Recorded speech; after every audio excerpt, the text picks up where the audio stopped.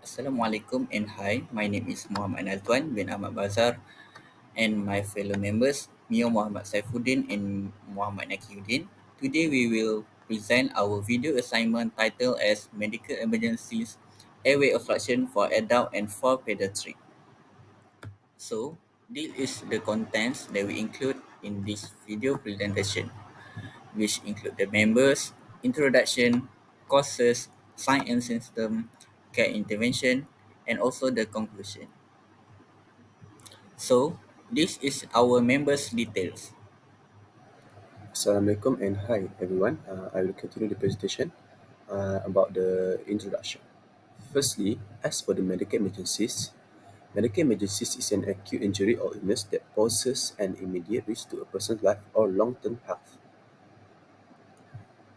It requires assistance from another qualified person, as some of these emergencies such as cardiovascular, respiratory, and gastrointestinal cannot be dealt by the action themselves. Other than that, depending on the severity of the emergency, and the quality of the treatment given. It may require the involvement of multiple level of cares, such as first aids, to emergency medical technicians, paramedics, emergency physicians, and anesthesiologists. The next one is airway obstruction. Airway obstruction is a blockage in any part of the airway in our body. Firstly, a complex system of tubes that transmit inhaled air from your nose and mouth into your lungs. An obstruction may partially or totally prevent air from getting into your lungs, and some airway obstructions are minor, while others are life-threatening emergencies that require immediate medical attention. Okay, I will continue to the next part. The next part is types of airway obstructions. As we know, there are many causes that can lead to blockage of our airway, such as I will give some example. Okay, the examples of types of airway obstructions is the first one is lower airway obstructions. The second one is upper airway obstructions, and the third one is complete airway obstructions, and the fourth one is the acute airway obstructions, and the last one is the partial airway obstructions.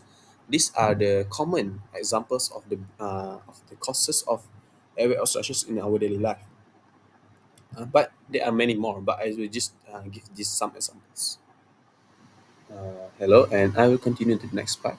There is some common causes of airway obstructions in our daily life, but I will give some examples on the adult and the peds. Okay, this is the common causes of airway obstructions in adult. First one is the tongue. The tongue is the most common causes of airway obstructions. These are the most seen in patients who are comatose or who have suffered cardiopulmonary arrest because they may suffocate their own tongue. The second one is the edema of the oropharynx and larynx. This may cause some blockage in the airway pathway and will cause some blockage from the air to enter into their lungs. And the last one may be because of infections. Infections can also cause some inflammation in the airway pathway, and maybe they will have difficulty in breathing. And I will continue to the common causes of airway obstructions for the pigs. The first one is the viral croup.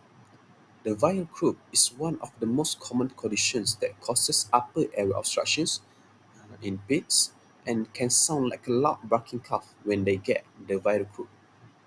The second one is the swallowing foreign object. Swallowing foreign object is another common causes of upper airway obstructions in children below 3 years old because they intend to swallow some foreign objects that they didn't know what is that. And the last one is allergic reactions. Allergic reactions can cause the trachea or throat to swell and also close, uh, maybe because of visiting or peanuts, and this can cause them from having difficulty in breathing. Now, let's move on to the signs and symptoms of airway obstruction in adult and in pediatric. Firstly, in adult, a person with airway obstruction will feel panic and confused about himself or herself because there is a feeling of not being able to breathe. Next, the person may also experience abnormalities in their normal breathing pattern, such as shortness of breath or rapid breathing. In addition, the individual may have cyanosis, which is a result of low oxygen levels in the arterial circulation. The blood unsaturated hemoglobin is what gives it its blue color. This peripheral cyanosis easily can be seen in adults, which cause bluish discoloration of the distal extremities, such as hands, fingertips, and also toes. Furthermore, a person may also have a persistent cough or sore throat, which could be brought on by mucus buildup in the respiratory system from bacterial, fungal, or viral infections, or it can be the result of throat inflammation. On top of that, a person probably has a persistent asthma that does not get better with the treatment. This is because the muscle around the airways continue to constrict, which is tightened, despite treatment making the air cannot flow freely through the constricted airways. Next, a person may also have sleep apnea and breathing pauses. This occurs due to either a blockage in their airway, obstructive sleep apnea, or an error in the brain's breathing regulation or central apnea. Following that, in terms of pediatrics, symptoms that manifest in infants is when they are having difficulty breastfeeding or bottle feeding. It's evident when the infant seems exhausted and lethargic after being breastfed or given a bottle. Additionally, newborns and young children may also have exhibit cyanosis symptoms, which include bluish skin and mucous membranes because of general oxygen shortage. Trauma that result in a general shortage of oxygen, such as from choking or suffocation. Moreover, infants and children may also exhibit symptoms including clear vomiting, unexpectedly intense coughing, and choking like vomit-like sound. This can be the result of the respiratory tract that swelling that stops air from entering and leaving while breathing, or it can be the infant's or child's body reacting to foreign items that enter and block the respiratory tract. Next, we move to the next part, which is care and intervention of airway obstruction for adults and pediatrics. The first care and intervention of airway obstruction is the Heimlich maneuver. The Heimlich maneuver is also known as abdominal thrust. This technique is a first aid procedure that is used when there is a person who is choking. A person can be in a state of choking due to foods, toys, or foreign objects that can block from air passing through the trachea. However, this method is not recommended for infants, but it can be used in different way on adults and children. Next is the use of epinephrine. It's also known as adrenaline. Epinephrine is a type of hormone and neurotransmitter that used for allergic reaction.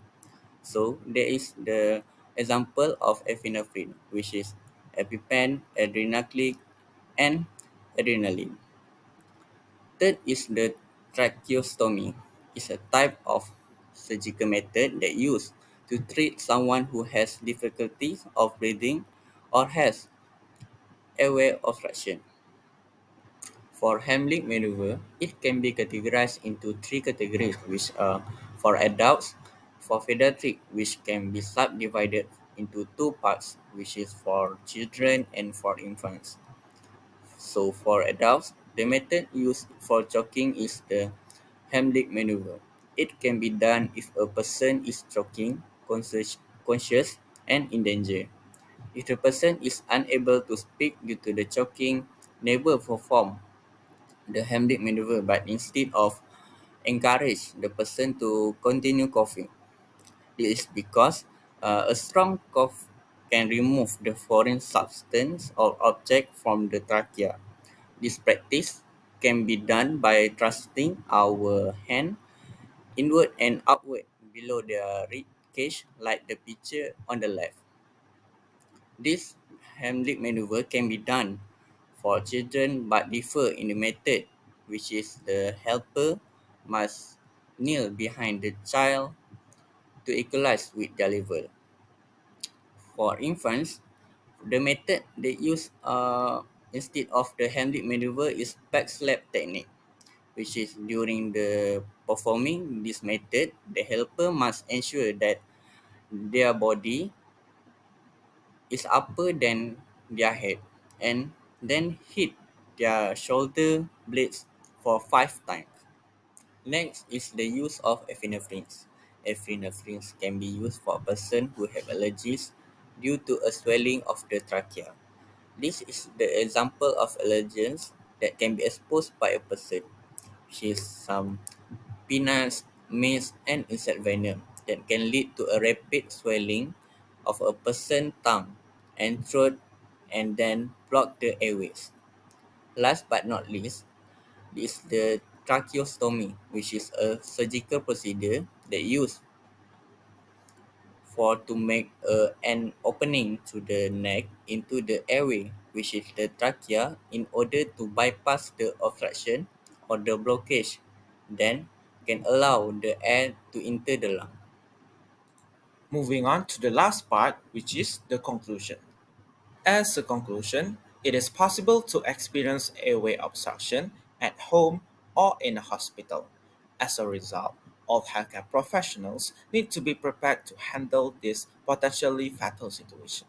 The patient can pass away in a matter of minutes. Hence, a collaborative team effort is required to preserve the patient's life. The symptoms and indicators of respiratory distress should be known to all medical personnel who care for patients, including the radiographer. Also, these are some tips might help to reduce the risk of choking.